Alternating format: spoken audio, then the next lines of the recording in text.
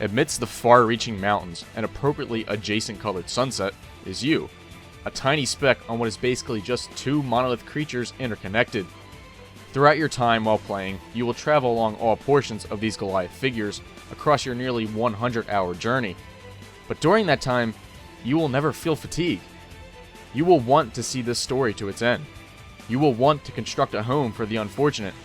You will want to do as many generic Monster Hunt quests available to you. You will not want to put this game down.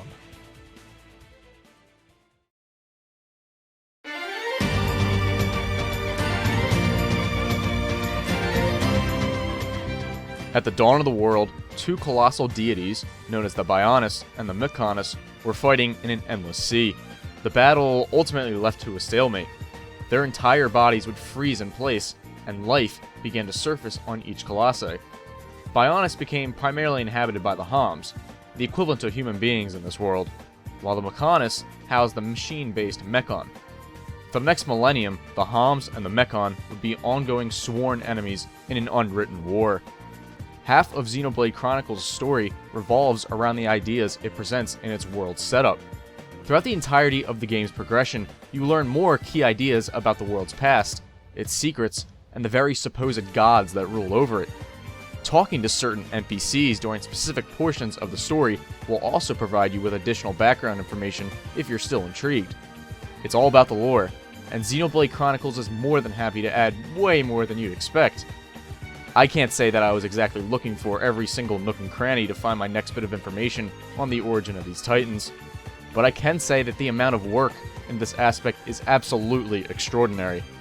Not to mention that some of these elements call back to the original titles in the Xeno franchise, specifically Xenogears, in the form of its occasional large mechanical designs.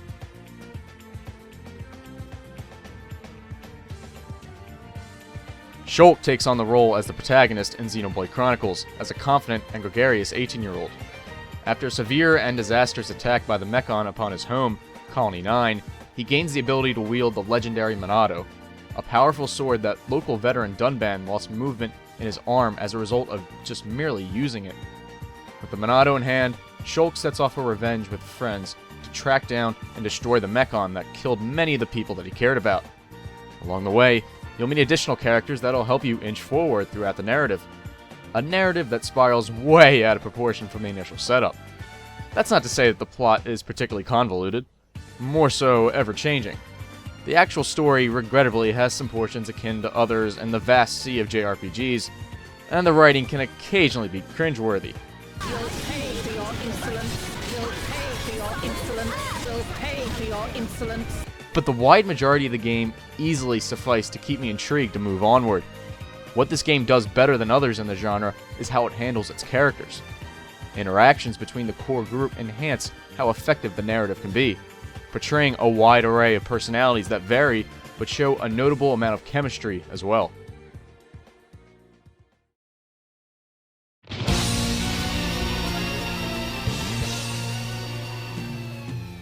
Xenoblade Chronicles evokes so many systems within its gameplay that it almost becomes too hard to keep track of. But that's not a criticism, it's a compliment. Combat takes on the form akin to that of an MMO, situating real-time battling along with outfitting your characters with technical abilities, referred to as arts. Personally, to see such a battle system implemented in a JRPG like this is a breath of fresh air. Not that turn-based combat is lackluster, but the way Xenoblade tackles its battles is what seals the deal for me. If you're not performing any arts at the time, you will automatically physically attack the enemy as long as you're within a reasonable vicinity. For most battles, your ultimate goal is to perform a topple onto the enemy, which will leave them unable to attack and completely vulnerable for you to launch damage. This is done using arts. Achieving a topple never ceased to provide me with a sense of accomplishment, even if it became a standard of battle. Not every action in battle has to be performed in real time per se, though, as the inclusion of chain attacks complements this notion.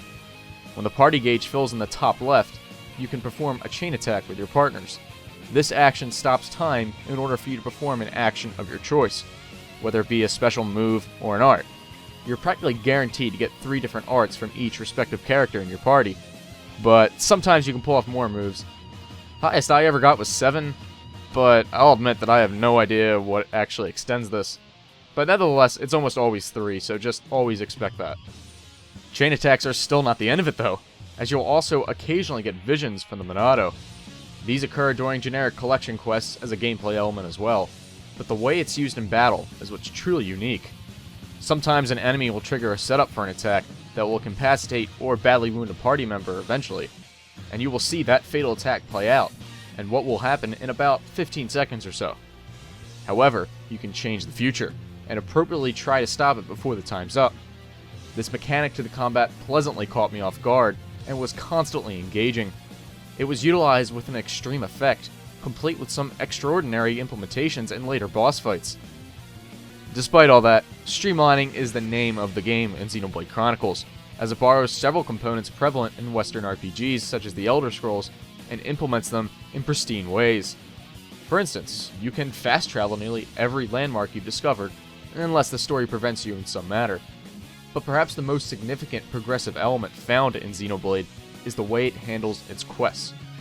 There is a multitude of quests to experience in this game, quite possibly the most I've ever seen, and they're handled perfectly.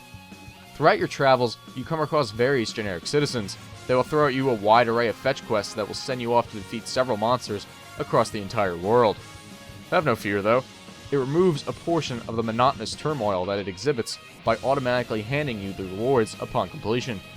No more tedious backtracking to the original task giver, and I feel that this is an addition so great that I can't imagine another game going back to that old format anymore. Controlled interactions between characters also carry consequences of themselves into the gameplay. Optional scenarios known as heart-to-hearts and encouragement in the heart of battle help dictate affinity between your party members. Affinity is essentially the scale of how much your friends like each other, and the amounts transfer into battle, particularly when dealing with the party gauge. Although the heart-to-hearts were a notable feature, I almost exclusively gained high amounts of affinity through commonplace battles. That all said, I can't begin to stress enough how much I adore this inclusion of affinity here. While it's a quite subtle addition amidst the grand scope of other portions of the game, it adds a bit of extra incentive to change up the party often, and adds just enough flavor to the package, especially in regards to how it affects every named NPC. If all that wasn't enough, Monolith Soft has also included an ongoing optional task, which has you rebuilding Colony 6, including recruiting a large amount of its residents.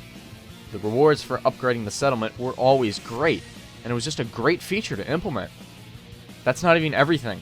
I haven't mentioned the gem system akin to Final Fantasy VII's materia, the specific special arts from each character, the achievement system, the day-night cycle, and its masterclass use of experience points, which eliminated grinding completely.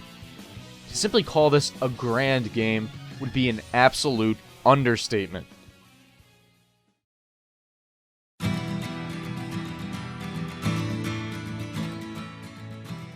Xenoblade Chronicles doesn't care that it's on underpowered hardware like the Wii. While sometimes the draw distance conflicts, the game simply achieves a sense of scale better than most with its clever utilization of its aesthetic. This aspect adds to the impact the world has as a result, thus feeling more believable than it would have otherwise. Even though the game is almost undoubtedly one of the best looking games on the hardware, to call it 100% eye-pleasing would be a bit of a lie. Textures are often muddy, environmental effects are seemingly lacking, and the facial animations are horrendous. Of course, this was a limitation of the Wii, and Xenoblade was born standard def in a HD world, so it's easy to criticize that aspect in conjunction with its hardware. Sound design, on the other hand, is absolutely killer. Voice acting is apparent for nearly every major event, and while some of it is really good, I say you're coming with us. and some of it isn't, That ain't got nothing to do with it. the overall European voice work is competent. The game's OST, however, is the real gem and is on a completely different level. Its music is quite simply one of the best out there, just under the impressive works found in Final Fantasy, Zelda, and Chrono Trigger and Cross. It's really that good.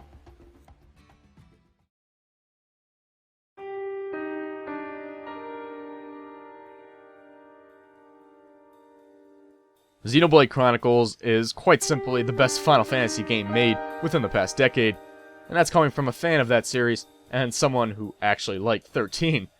Just look at the similarities: a new experimental battle system, an emphasis on the world, scantily clad women, and even an undeniable equivalent to the Mughals.